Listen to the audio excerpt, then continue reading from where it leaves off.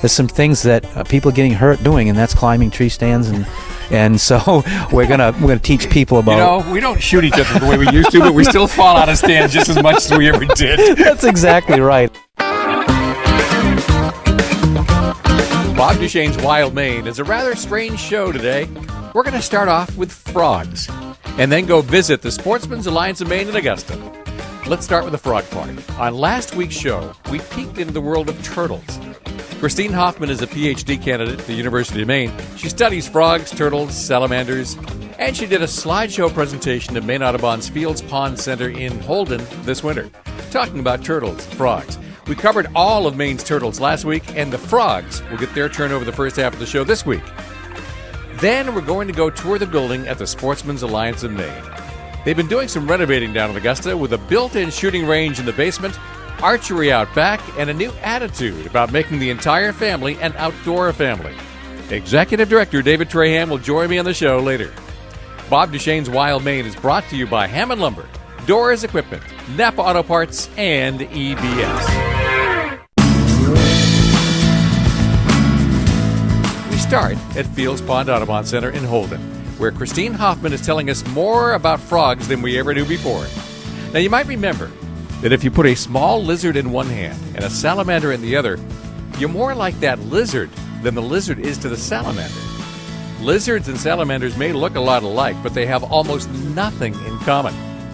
Amphibians are so not like us, or really any other critter. We've got a bunch of them in Maine, and that includes toads and frogs, so let's get hopping. We have only one toad in Maine, so if you see a toad, it's the American toad. We know it's a toad right off because it's got dry skin. If you pick this thing up, it's not going to feel slimy. It's got pretty advanced skin for a frog in that it's relatively waterproof. They do dry out faster than a reptile would, but they can get further away from water.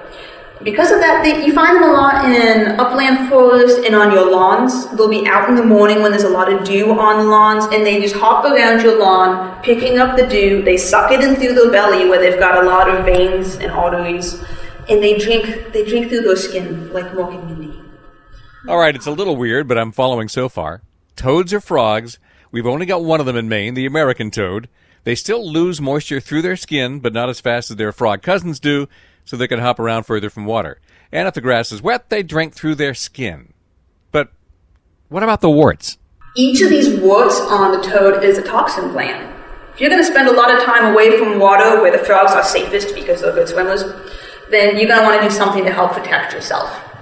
So lots of toxin glands. On the back of his head here, he's got a really big gland. That's his parietoid gland.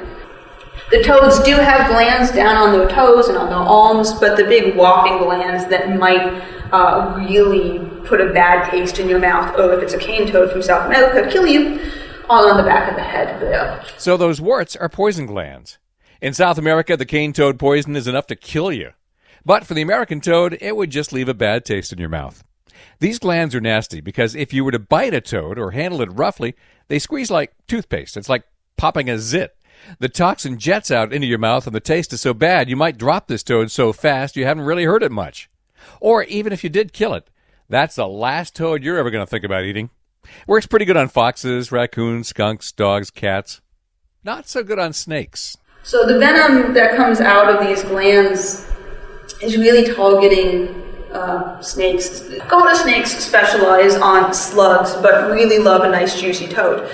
If you look at the distribution of toads across North America versus the distribution of garter snakes, there's an arms race. As the toads get more toxic, the snakes become more adapt to that toxicity and more immune to it. So if I took a toad that was really toxic from one area and I put it in an area where the toads weren't that toxic and a snake came along, that snake would probably die. But if I took the toad from the non-toxic area and put it in the really toxic area, the garter snakes would just go to town on it. Okay, this probably says something bad about my character, but I want to try that.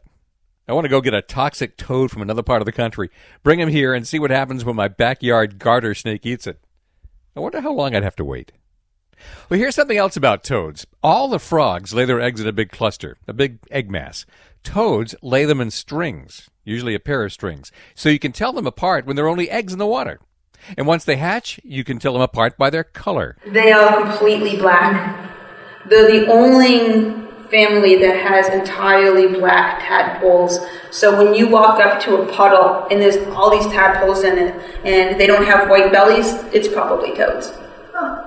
When the toads metamorph into froglets, or toadlets, they take their tail in, they turn into little miniature adults rather. They already have some of their glands and they're starting to have that coloration of an adult toad, but they're going to be dark in color. Toads. Any questions? Bullfrogs are up next, but I'll warn you, there are more frogs in Maine than you probably know about, and you're going to meet them. What you're hearing is a presentation about frogs from Christine Hoffman, a graduate student at the University of Maine who is on the verge of becoming Dr. Hoffman. This slideshow presentation happened at Fields Pond Audubon Center in Holden way back in February. But the frogs were frozen then, and they're coming out now. So that's why it's featured today on Bob Duchesne's Wild Maine, here on Sports Radio 92.9, The Ticket. Welcome back to Bob Duchesne's Wild Maine on Sports Radio 92.9, The Ticket. Today's show is coming to you from Holden, the home of Fields Pond Audubon Center. In midwinter, Christine Hoffman, a wildlife biologist at the University of Maine, put on a fascinating presentation about frogs. We've got a bunch of different species in Maine, and it's something we kind of take for granted.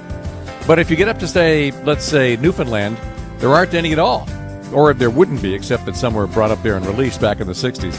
My point is, we see them and we hear them and sometimes don't pay much attention to them. So, we just covered the American toad. What's next? Bullfrogs. Bullfrogs are big. These are the frogs that are historically used as frog legs. There's another species from Florida, the pig frog, that's very closely related, that's also used for frog legs. So if you go to a restaurant and you order frog legs, you're either eating a bullfrog or a pig frog. I say go to a restaurant because, who would want to cook this at home? Really, they're white meat, they're like catfish, they're kind of gross. And they come like little pairs of pants when you order them.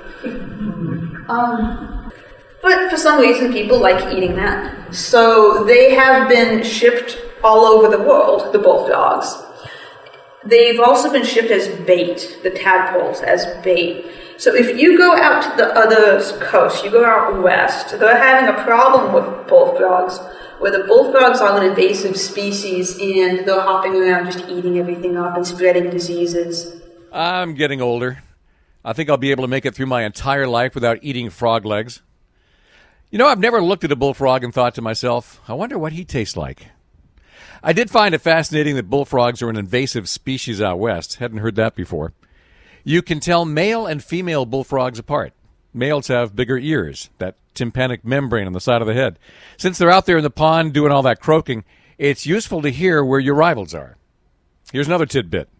Bullfrog tadpoles winter over.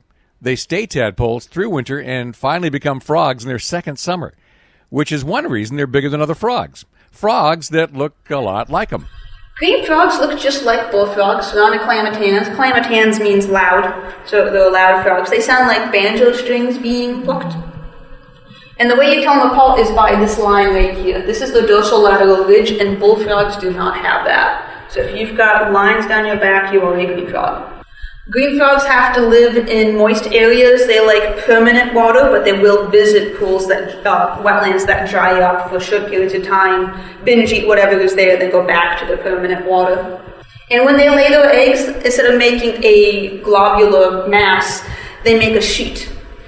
In the winter, they want to go someplace where they're not going to freeze solid. And generally in Maine, that's going to be either the bottom of a permanent lake or in a moving bit of water. They like seeps and springs. They'll go in streams. They'll go to the bottoms of these, and generally the tops will freeze, but the moving water keeps the rest of the stream from freezing solid, and the animal's then protected from the cold. It's bad to freeze because then water expands and your cells blow up because your cell walls can't expand as much as the inside. Maybe, but some frogs do freeze solid. Generally, freezing solid is bad for you. Water expands as it freezes, and that ruptures your cells, and your proteins fall apart. But nature finds a way. We'll get to that a little bit later. But first, Maine frog number 3. Mink frogs. This is the northernmost granite, or so they thought when they discovered it. Really, the wood frogs get farther north than these ones do, but they're a pretty northern frog. We're actually too far south in Bangor to find them. You have to go north into the North Maine woods or the western mountains to find mink frogs. They're called mink frogs because of the way they smell. This is another animal whose strategy is to smell bad when a predator is going after it. So they'll musk, they'll make your hands smell. Besides that, they look an awful lot like green frogs. Green frog has those lines again. The mink frog doesn't, neither does the bullfrog. And one way to tell them apart visually is by looking at the spots. The mink frog has spots all over its back, all over its legs, but along the legs, the spots are kind of aligned with the long axis. Down here on the green frog, the legs fold up and the spots almost look like stripes going from one part of the leg across to the next part of the leg. But really, if I was in the field and I thought I had a mink frog, I would take a sniff to be able to tell them apart. Mink frogs also like permanent water. They like a lily pad ponds, and they'll sit among the lily pads and eat bugs. Christine Hoffman from the University of Maine is working us through Maine's frogs. Take a moment now and see how many you know. So far, we've done the toad, the bullfrog, the green frog, and the mink frog. I know what a leopard frog sounds like. What am I missing? Okay, this is a wood frog. This is the coolest of the renovated. Sylvatica just means of the woods, so it's literally the frog that lives in the woods. Herpetologists are bad at coming up with names. We like simple things, so it's like the turtle with spots, and the frog that lives in the woods, and the frog that sounds like a bull. Oh, and that green one. Yeah. We know it's a wood frog because it's got this dark mask over its eyes, but then also because it's got a white lip. So the combination of those tells me it's a wood frog. They vary a lot in color and in patterning. Sometimes they'll have spots, not usually. Usually they'll be a brown. The females can be salmon pink. If you're in Maine and you find a pink frog, it's probably a wood frog. You know these guys. If you've ever been paddling down a stream or through a wooded wetland, and you hear something that sounds like many ducks quacking. The sound isn't the only thing different about their croaking either. Their vocal sacs are unusual too. These frogs are a little different when they chorus because the vocal sacs are on either sides. Usually we think of a frog calling and we think of it blowing up like a balloon underneath its chin where the vocal sac is for most frogs. But the wood frogs is on either side and they just look like little balloons. I've seen frogs who have tried too hard to call for a lady, and they've actually blown out one of the vocal sacs, and they can't dive because they've got this big float. And it's another vernal pool specialist. It's another animal that lives in wetlands that dry up, so it has to adapt its lifestyle to live at a wetland, well, to breed at a wetland that dries up. They are one of the first animals to come to wake in the springtime. So they wake up from hibernation and they migrate. Generally, when we have a series of warm days in the spring, or if we have one rainy night, that's the first warm rain, and you step outside and it's the first time where the ground kind of smells like mud and there's dead worms everywhere, we call that big night. Vernal pools.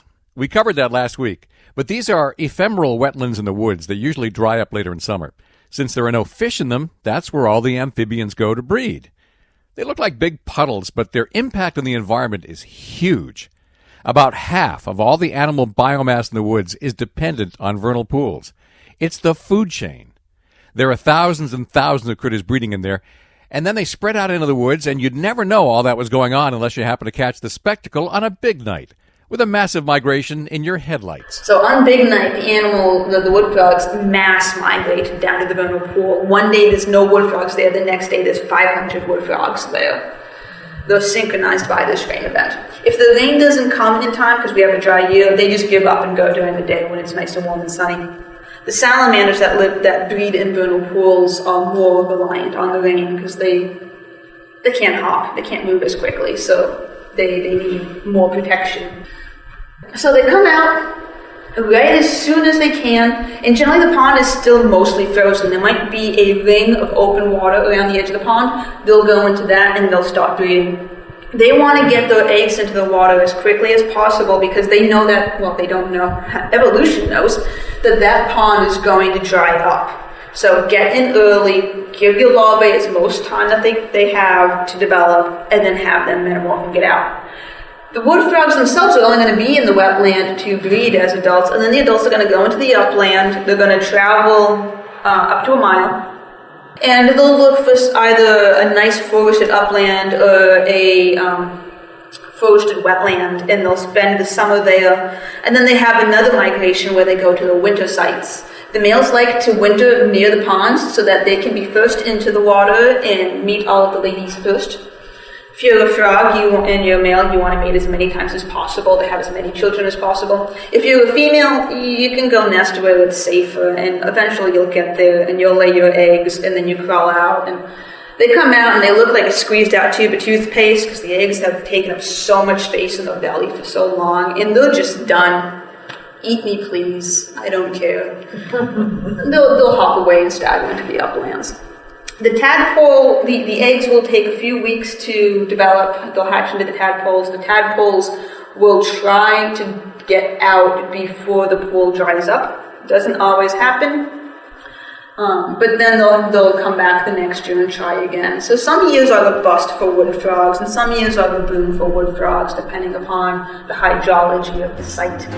We are talking about wood frogs. Now, remember when we said freezing is bad for you? Well, some critters can freeze, thaw out, and be okay. Winter survival strategies coming up. This is a lecture at Fields Pond Audubon Center that took place over the winter. The speaker is Christine Hoffman, a University of Maine grad student. The show is Bob Duchesne's Wild Maine, and the radio station is Sports Radio 92.9, The Ticket.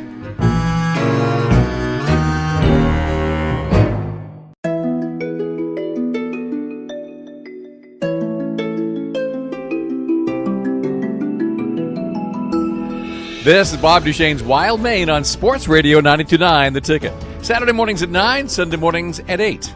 We're in Holden, home of Fields Pond Audubon Center. We're catching a program put on by University of Maine grad student Christine Hoffman. We're talking frogs today, and a lot of us outdoors love our moose, bear, and deer, and all the big game animals, and even the smaller critters like otters and bobcats. But frogs? Well, we got a bunch of different kinds, and the wood frog is one of the weirdest, because it's one of the most northern frogs in the world, and it doesn't necessarily have to be in a wetland in order to survive a winter. You can freeze this little bugger. They have to adapt in other ways to be able to tolerate winter. These are the ones that are the most northern frog. They get up into Alaska, they get north of the Arctic Circle. The cold-blooded animal that gets up into Alaska. So the way that they deal with the cold is to just freeze solid. When their toes start to freeze, it sets forth a chemical chain reaction. They dump a lot of sugar into their bloodstream. Therefore, the water follows the sugar, and the water winds up in the bloodstream. So their cells don't have as much water in them. When the cells freeze, they don't rupture. So the wood frogs, just instead of trying to go down below the frost level or trying to find permanent liquid water where they won't freeze, they just allow the freeze to take them. They can stay frozen for a couple of weeks. They can't be frozen all winter. Eventually this does wear on them, and they can only do this a couple of times each winter. They can't do a lot of frost thaw cycles. So therefore snowpack is good for them, because if you've got that snow, it's going to help insulate you and you won't freeze and thaw too many times. But yeah, when you get home, go onto Google and look up wood frogs thawing, and you'll find all these videos of a frozen piece of hamburger coming back to life. Wood frogs basically get underneath something insulated like moss or leaves. In western Maine, they'll even dig down to the soil a little bit, someplace that might freeze solid, but not stay frozen solid. And if they do stay frozen, they just become fertilizer. All right, what other frogs do we have in Maine? Pickerel frogs. Pickerel frogs and leopard frogs are our two spotted frogs. Pickerel frogs have squares for those spots. Pickerel frogs also have yellow on the inside of their legs. This is to warn predators that they are toxic.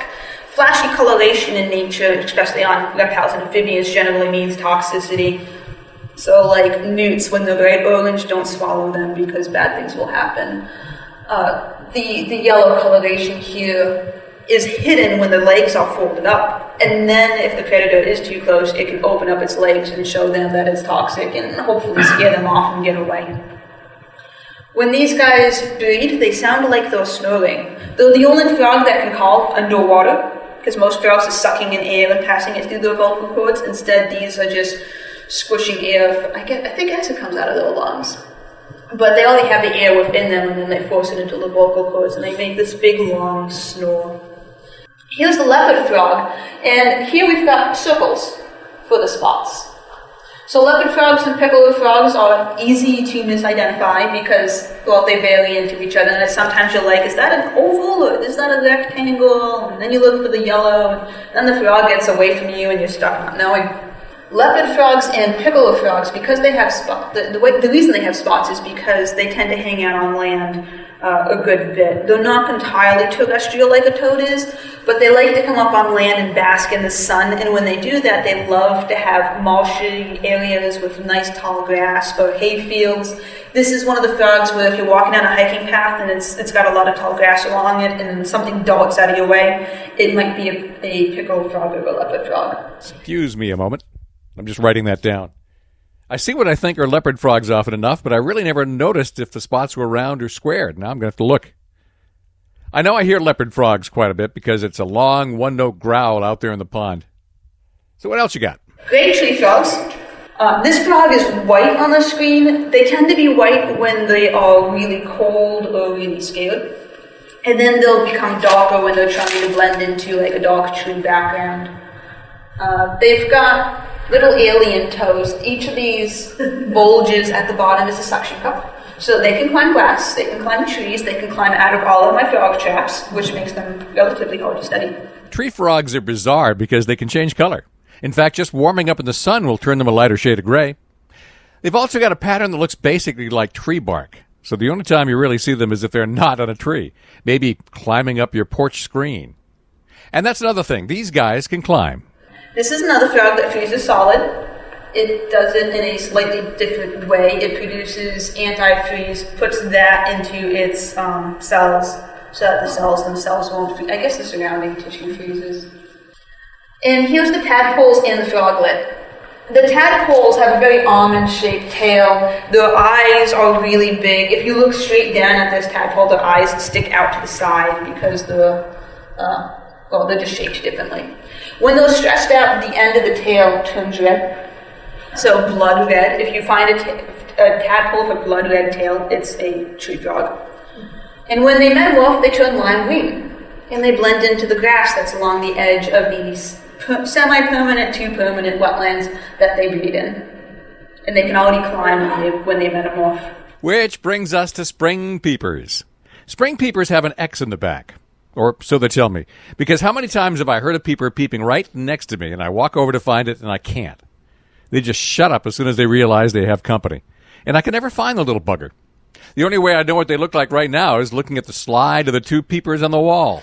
So this one on the left here is your stereotypical spring peeper with the X on its back. But the one on the right is more like what we see in Maine, where if you squint, there might be an X there. Really, it's just a tiny frog that climbs, and that makes it a spring peeper.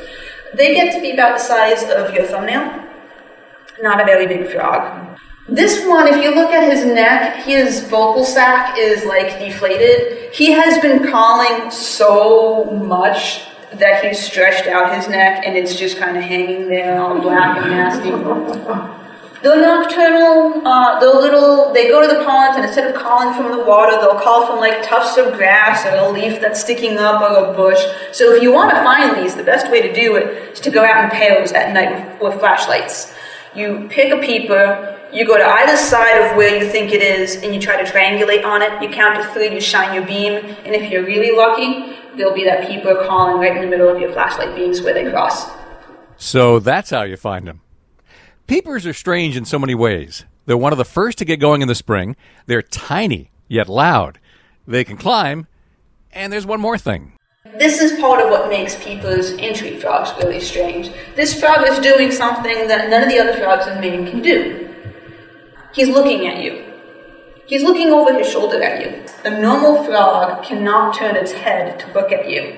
But if you're going to be climbing all day, that's to your advantage. You can't just orient your body out into open air to see where the predator is coming from. So they've got extra special necks to be able to look where they're going. We'll drop it right there, now that you've met all of the frogs in Maine. Once again, this part of the show is a presentation of Fields Pond Audubon Center, where Christine Hoffman from the University of Maine told us everything there is to know about Maine frogs. Coming up, we'll take a tour of the renovations going on at the Sportsman's Alliance of Maine in Augusta. From the outside, you couldn't really tell the difference. But on the inside, SAM is realigning itself and rebuilding itself to involve the entire family in Maine's outdoor heritage. There's a new computerized shooting range in the basement. There's an archery range out back. There are classes for women and young people. And for old fogies like me, there's even an orientation on safety training. Give me a couple minutes, and I'll meet you in the porch with Executive Director David Trahan. This is Bob Duchesne's Wild Maine on Sports Radio 92.9, The Ticket.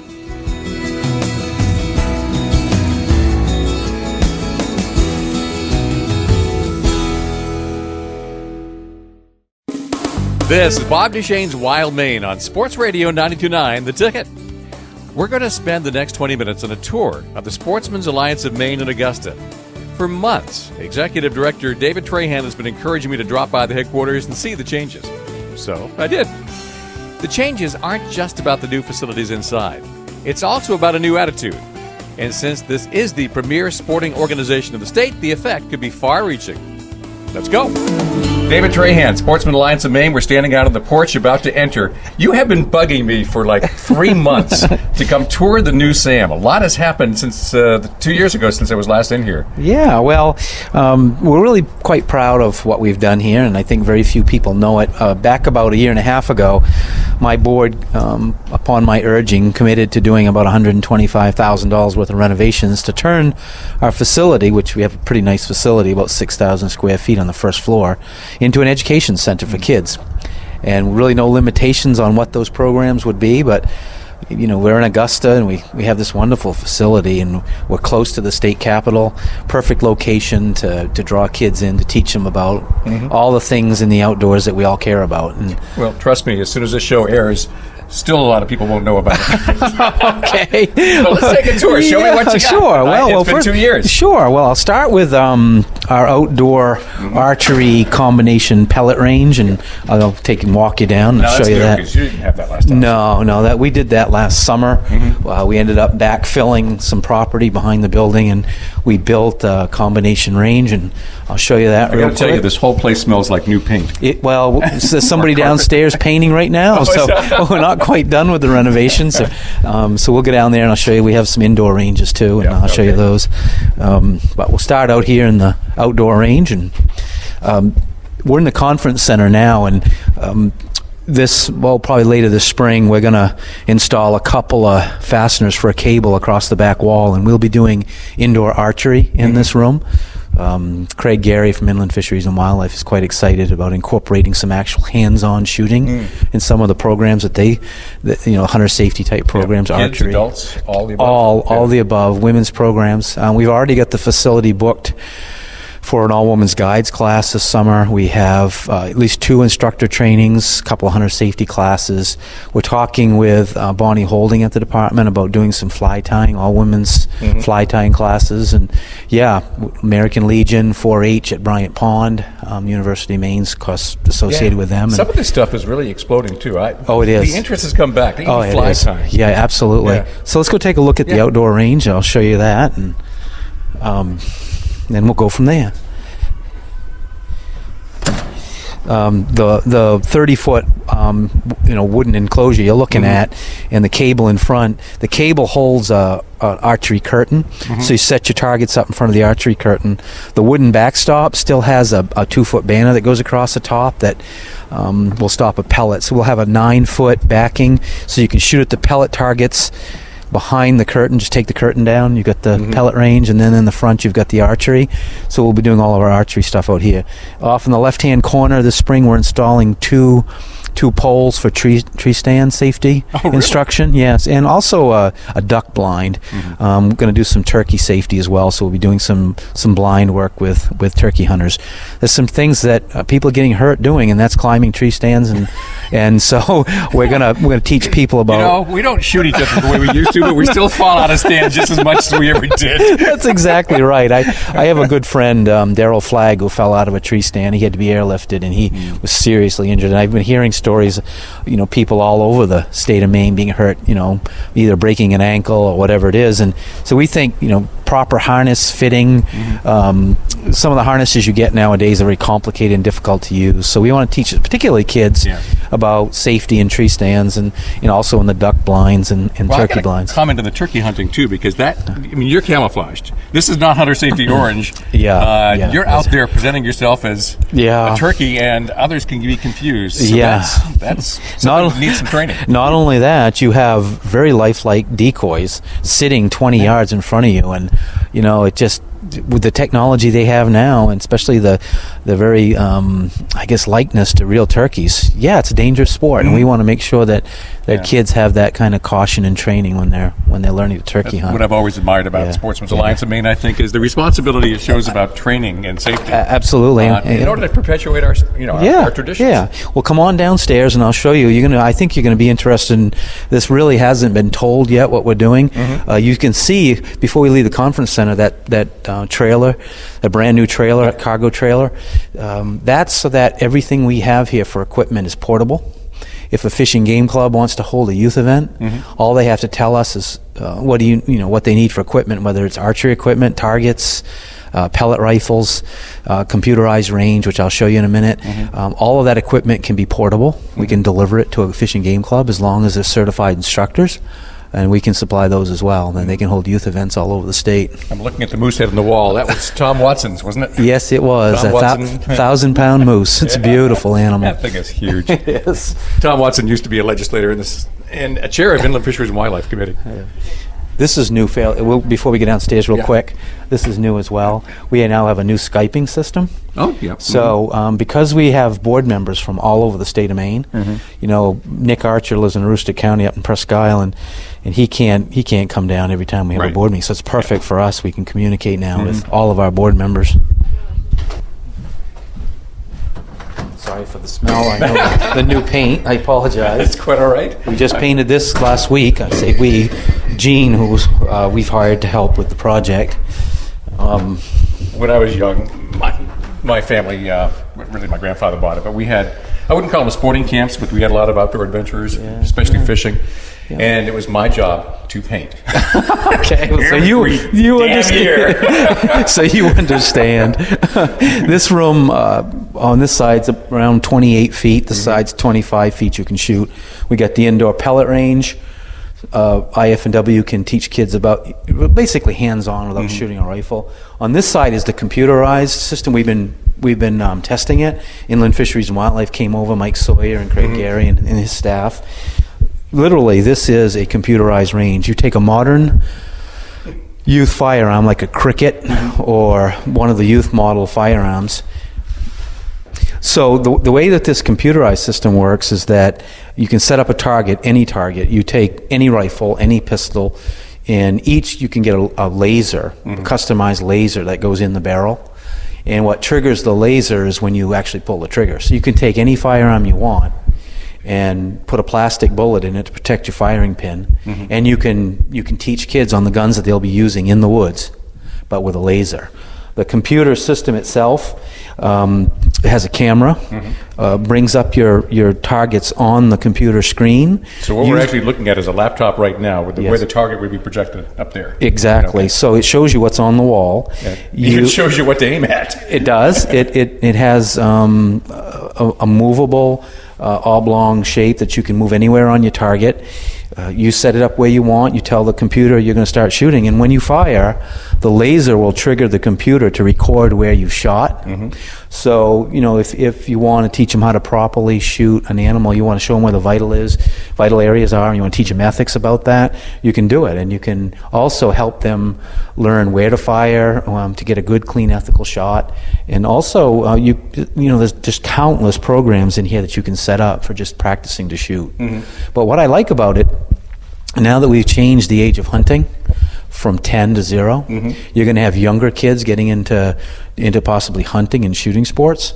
We want a system that's completely safe, where kids can handle modern firearms without actually discharging. Still being able to shoot, see if they can hit things and practice. But there's probably no big bang or recoil. There's none. Right. There's none. And I mean, that, especially with like a 22, there's not much recoil anyway. So when they go out and shoot, we want kids to start with small caliber firearms, pellet guns. That's why we have the pellet system. Once the kids learn how to shoot with the electronic range, we can move them into the pellet range. And at that point, they can actually discharge a fire, being a pellet gun. They're not real risky, good eye protection and proper safety measures. It's pretty safe to shoot pellet guns. I know, I did it when I was a kid. I shot, in Clinton, where I grew up, we had a hunter safety class, and I think everybody went to shoot the BB guns afterwards, and we would, sit there and shoot. So this is very similar to what I did when I was growing up. Remember what I said about that camp? It was also my job to rake. But I had a BB gun. Okay. And I was always out there in the Plinking. woods. Oh my God, my parents could never get me to stop. Plinking. That was the fight. All through my youth. That was the fight we always had. Yeah. Now you know the secret of my misspent youth. This was well before the bottle bill, so no beer can was safe from me. This is Bob Duchesne's Wild Maine. I'm with David Trahan at the headquarters of the Sportsman's Alliance of Maine, getting a quick tour of all the inside changes they're making. They're also making some mission changes. We'll get into that before we ever leave this basement shooting range. Stand by. This is Sports Radio 92.9, The Ticket.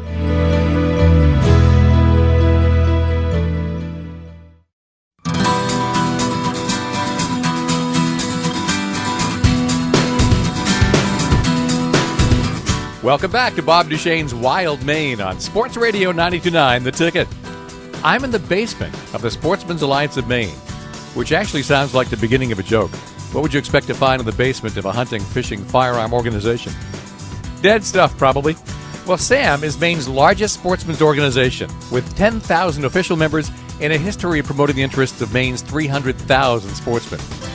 Now, I'm in the legislature, and I see SAM in the State House all the time, which is not a huge surprise, since I'm currently House Chair of the Inland Fisheries and Wildlife Committee. But SAM does a lot more than advocacy. They also provide a lot of promotional support for Maine's outdoor economy. And SAM is generous with scholarships and awards. Now, I'm joined by Executive Director David Trahan. He and I have worked on a number of sporting issues in the past, usually on the same side. I didn't see David quite as much this spring, and the reason is right here in front of me. Well, you can see we remodeled this room. This was a big job for us. Yeah. One reason I wasn't at the State House a lot this session was I was here with my staff and my volunteers. We did all this remodeling. Now we can use it for a classroom, and we can do indoor shooting. We have an Outdoor Heritage Fund grant with IF&W to purchase 7 of these electronic or computerized systems.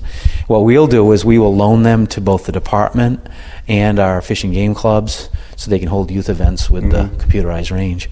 We also built this filming studio where we can do some filming. Look at this. Yeah, we Wow. I built this last winter. A couple of volunteers. All the wood was donated by Robbins Lumber Company, and a guy, Jay Battersby, a master electrician, did all the electrical work. But we have a wonderful camera. As soon as we get this work done, we're going to start filming YouTube.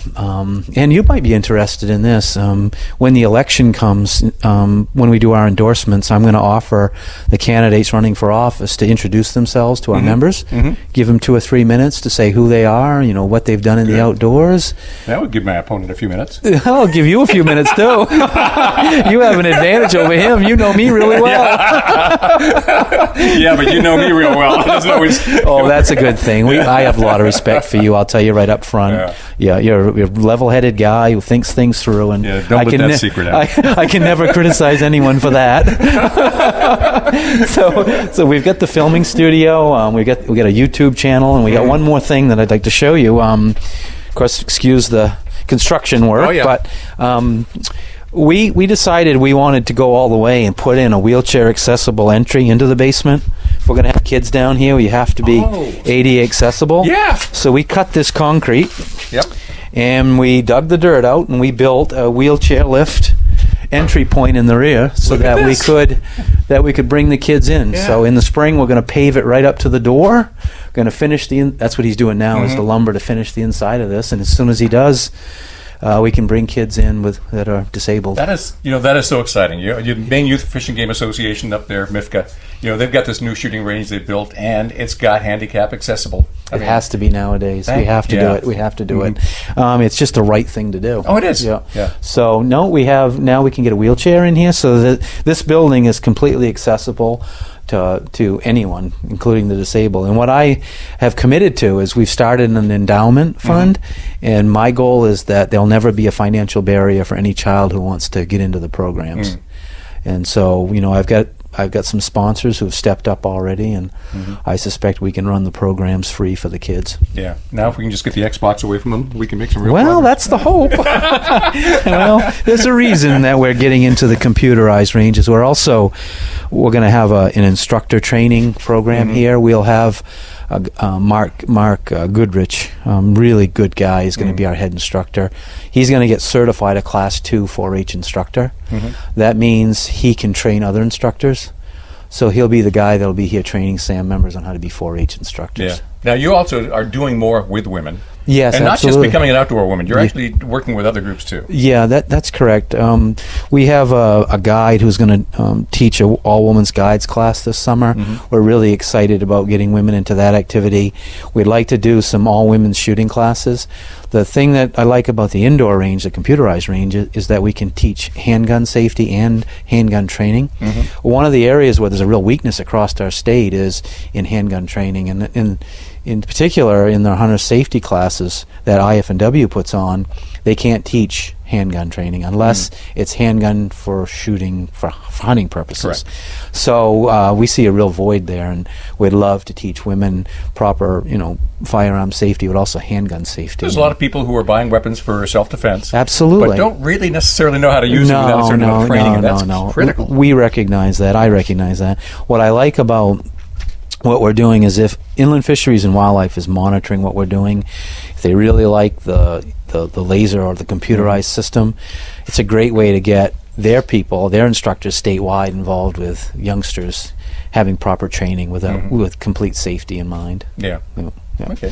So that's all we've been up to. All right. So you're carrying out a vision you had when you first arrived. That's correct. In fact, when you first arrived, you set out a vision for everybody. Tell me what it was. Yeah, I really wanted to take SAM, and Deirdre Fleming's a reporter with the Portland Press Herald, wrote the article. It's on my wall. I'm very proud of it.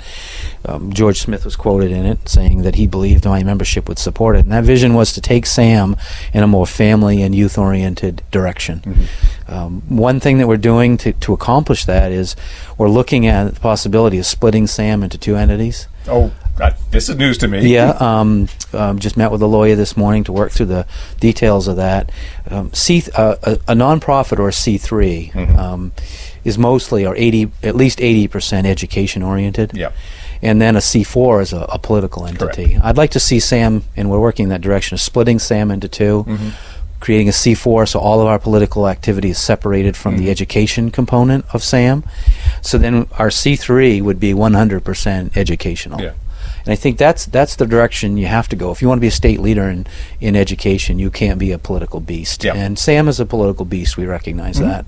So separating the two makes a lot of sense to us. And I think Well, sure, because you are a political beast, or have been previously, Yes. historically, but you're now stepping up to do more of that education. And at this point, that kind of makes sense, doesn't Well, it? it does, because we're losing people who have a real understanding of wildlife management, hunting, fishing, and all the things kind of you and I take for granted. We grew up, we lived that way, so we don't know any different. But that generation's been busted by computers, electronic equipment, things that distract kids away from what we loved growing up.